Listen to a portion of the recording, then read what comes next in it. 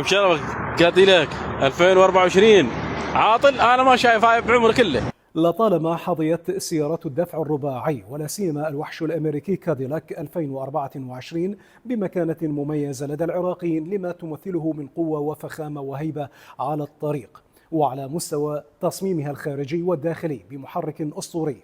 هذا ما يجعل سيارات الكاديلاك مرغوبة في العراق، واللي ياخذها ألف عافية عليه. ولكن أحد مالكي هذه السيارة وجد نفسه أمام مفاجأة غير سارة. الكاديلاك أحرجته حين توقفت فجأة في منتصف الطريق وبسبب عطل مفاجئ، وهذا أثار دهشة السائق واستغرابه، ليعلق بابتسامة متحفظا ويقول: مو كانت كاديلاك ليش عطلت؟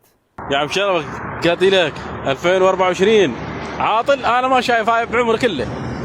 اسعد بالسايبة تعطل درايم قايش. سيد شوف هاي رصدتهم التريلات. يا سيارة عندكم البارسة طبعا الكتروس. السيارات الصغار الكاديلاك. الياباني.